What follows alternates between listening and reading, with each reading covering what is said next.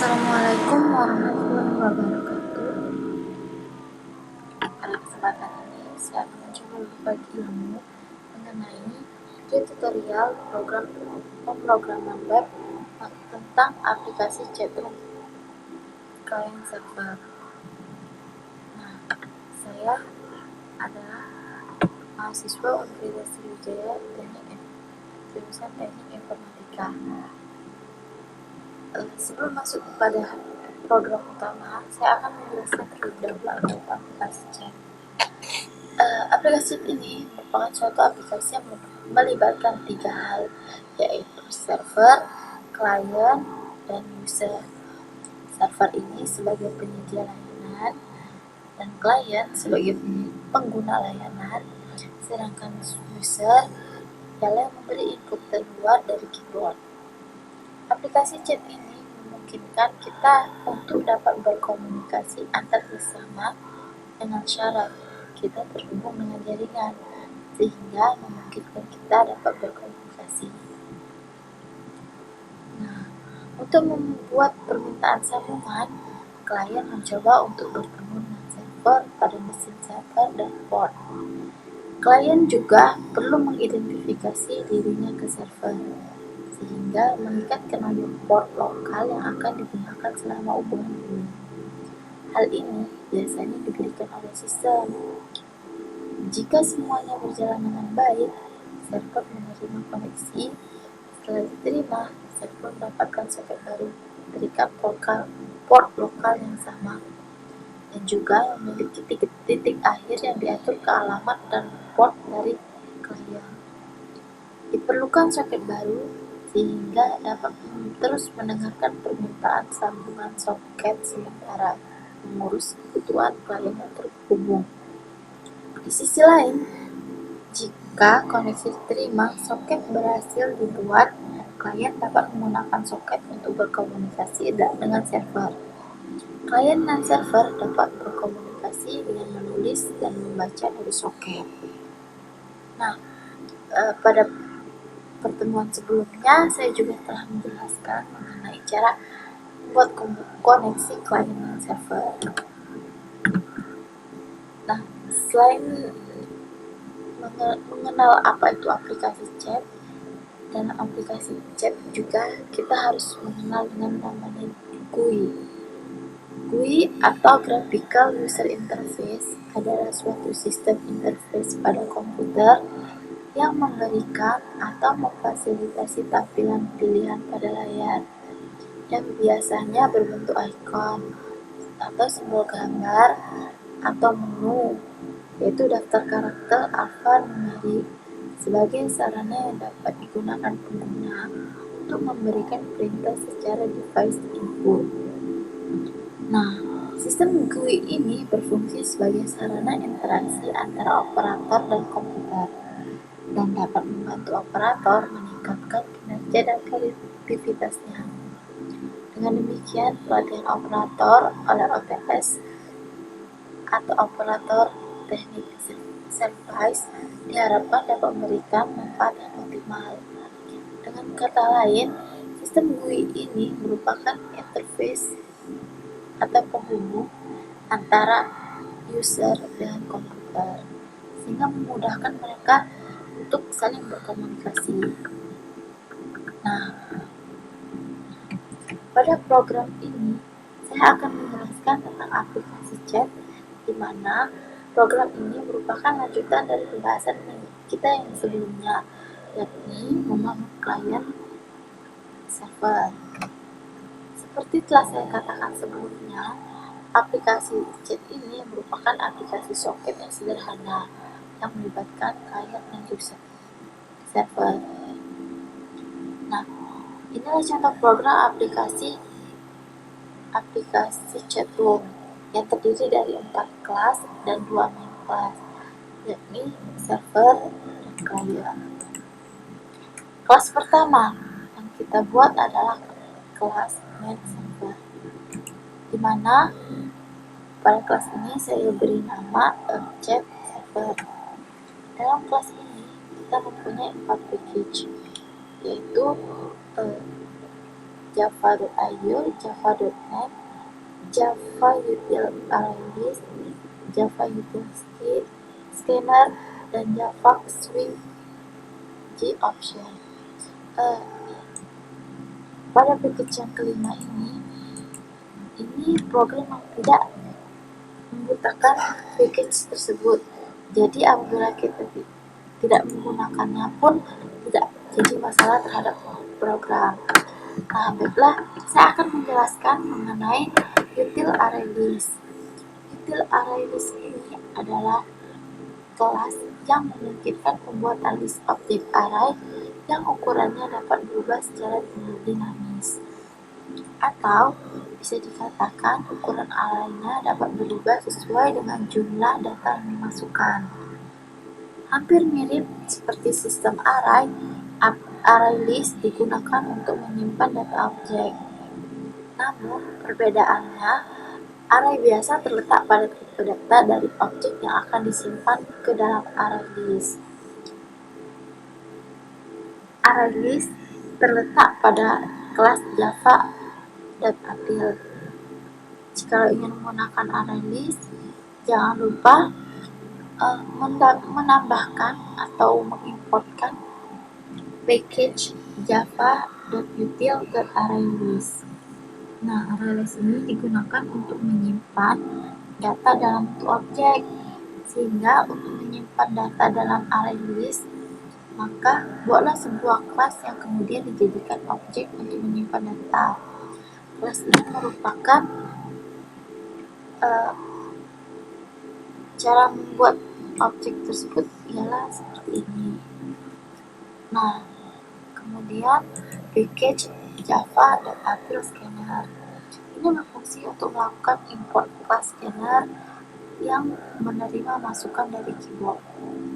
Nah, untuk package java.io dan .net pada pertemuan sebelumnya saya telah menjelaskan bahwa java.io ini paket yang berisi kelas untuk input dan output, sedangkan .net ini kelas untuk menghubungkan atau berkoneksi dengan jaringan, contohnya kelas soket.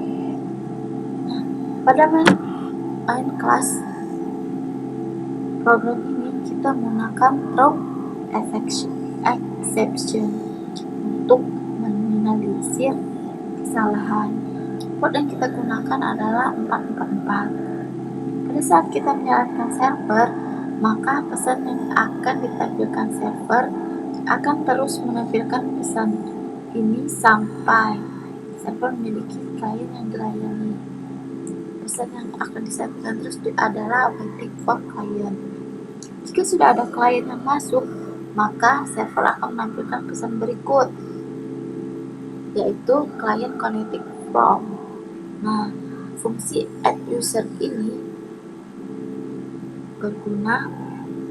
merupakan metode dari kelas output stream. Output stream ini digunakan untuk membaca. Selanjutnya, setelah kita buat chat server, kita juga membuat kelas dengan nama chat server return, di mana kelas ini merupakan implementasi dari kelas chat server. Implementasi ini adalah sebuah fungsi thread untuk membagi program supaya bisa bekerja bersama-sama, di mana kelas ini hanya terdapat 3 package. Ada java.io, java.net, dan java.util.scanner. Dalam kelas ini ada proses check connection, yang berfungsi untuk melakukan pengecekan terhadap koneksi, apakah sudah terkoneksi atau belum. Lalu di kelas ini juga terdapat prosedur run. Prosedur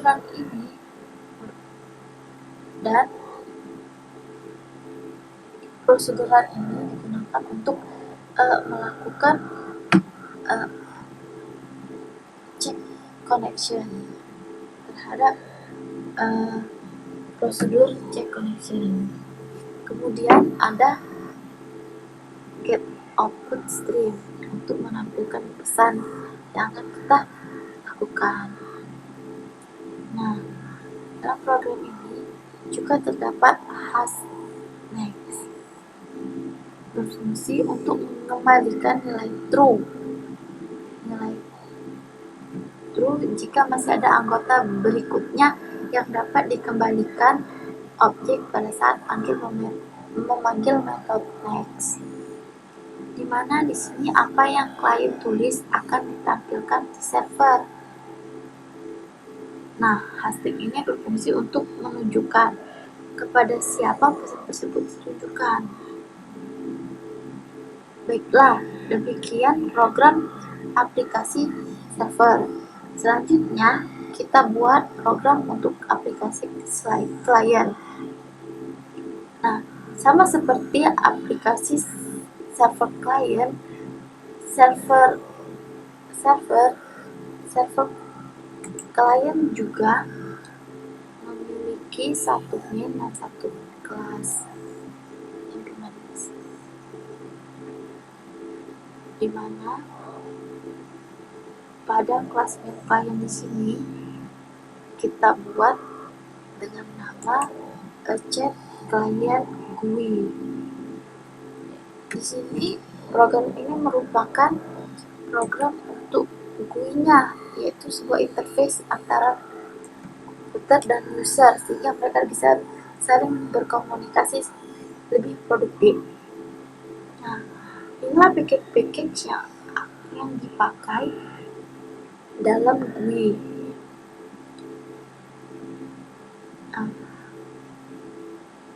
Package yang dipakai dalam GUI ini adalah java.swing, java.io print return, dan java.net. Ini java.swing ini merupakan salah satu package untuk melakukan untuk melakukan interface seperti button, label, tab, frame, dan lain sebagainya. Untuk java.io print writer itu adalah suatu paket kelas untuk print stream. Dalam kelas print stream ini terdapat print writer. Nah, kemudian ada package java.net. Ini juga sama untuk melakukan hubungan klien dan server. Pada GUI untuk di main Windows ada lagi untuk di login Windows, yaitu build main Windows. Ini untuk build login window dan ini build main window. Dimana ini untuk build login window ada title pada windownya bernama what's your name dengan size width 400 dan height 100, dan fungsi-fungsi pada paket JavaScript lainnya digunakan pada build login window. Sedangkan pada build main window ini fungsi untuk membuat main Windows-nya. Nah, kita inisialisasi bsend, bdisconnect, bconnect, bhelp, bbound, di mana B ini berarti button send. Pada main Windows kita buat button dengan nama send, disconnect, connect, help, dan bound. Selanjutnya pada main window dia akan memanggil configure main window,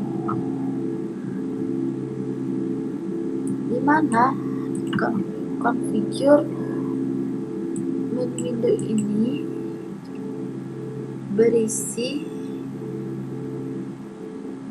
berguna untuk mengkonfigurasi setiap ukuran main window, warna background, foreground, button-button. Nah, setelah memanggil configure main window, build main window memanggil main window action. Nah, pada prosedur main window action ini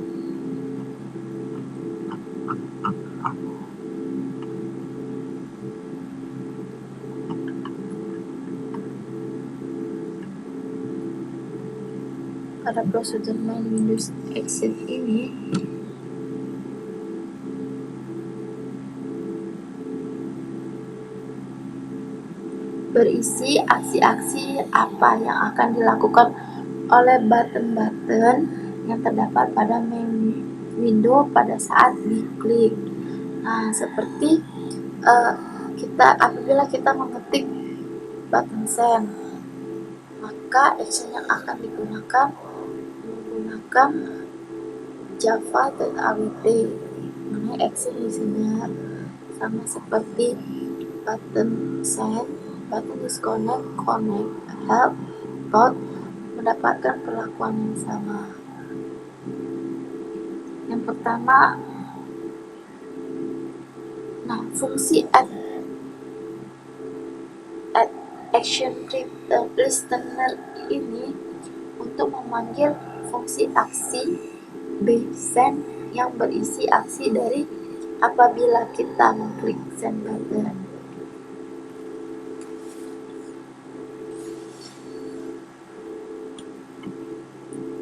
Kemudian pada saat bconnect dijalankan,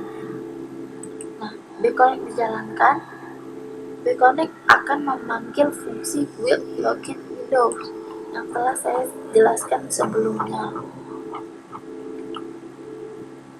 Build login windows. Dengan begitu, setelah dipanggil pertama kali ditampilkan pesan what's your name dan selanjutnya akan memanggil fungsi login action. Fungsi ini berisi beenter dan add action listener yang merupakan fungsi apabila kita mengklik tombol enter atau button enter, maka akan terjadi aksi listener. Lalu login action akan memanggil action beenter. Action beenter berisi kondisi pada saat button diklik, di mana program akan menampilkan dialog box dan meminta kita memasukkan username. Jika kita memasukkan username, maka program akan memanggil fungsi connect, dan jika kita tidak mengisi, maka akan ditampilkan pesan seperti ini.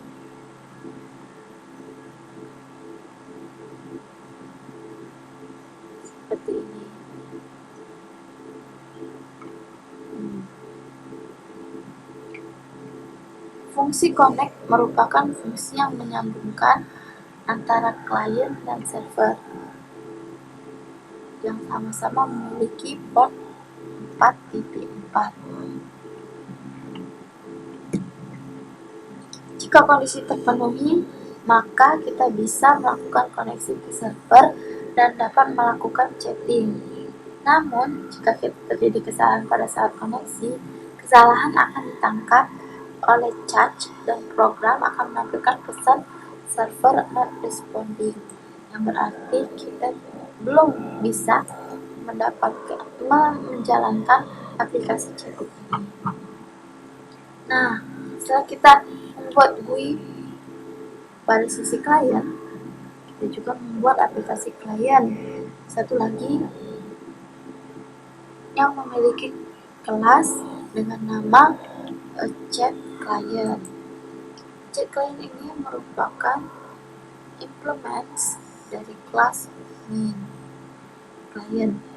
Di sini juga ada fungsi run yang akan dijalankan untuk memanggil check stream. Fungsi run untuk memanggil check stream. Fungsi check stream ini akan memanggil fungsi receive atau accept. Fungsi receive ini yang mengelola penerimaan pesan. Jika pesan yang dikirimkan mengandung prosedur, maka akan dijalankan. Dan jika tidak, maka prosedur tidak akan dijalankan. Selanjutnya send. Ini receive, selanjutnya send. Send ini untuk mengelola pengiriman pesan dan menampilkan pesan yang akan kita kirim. Ini formatnya user kita dan pesan yang kita kirim. Fungsi send ini akan dipanggil oleh fungsi action based send yang terdapat dalam kelas chat client. Lalu kita type message, di mana type message ini berfungsi untuk menangkap pesan kita dan menampilkannya. Selanjutnya saya akan melakukan running pada program ini. Pertama-tama kita run untuk melakukan koneksi di server. Kita run dan terdapat waiting clients. Kemudian kita membuka chatroom kita dari GUI sisi klien. Kita run. Nah, inilah tampilan GUI yang kita buat tadi. Kemudian kita mengklik button connect dan kita memasukkan nama kita. Kita masukkan Tri. Kemudian kita ingin membuka chatroom kembali dengan nama yang berbeda. Tampilan yang sama akan ditampilkan. Kita connect sama seperti sebelumnya, kita masukkan nama. Kita enter. Maka dalam chatbox ini ada Tri dan Ika. Kemudian kita tambahkan lagi chatroom. Nama dalam chatroom kita kasih nama, kemudian kita enter. Maka chatroom ini berisi 3 user, Tri, Ika, dan Kiki. Apabila Tri akan melakukan message, maka kita klik label message dan kita tulis, kita kirim send. Nah, di sini terdapat Tri. Setiap chatbox ini memberikan notifikasi bahwa Tri mengucapkan kata hai. Dan apabila Ika ingin mengatakan sesuatu, kita tulis di message.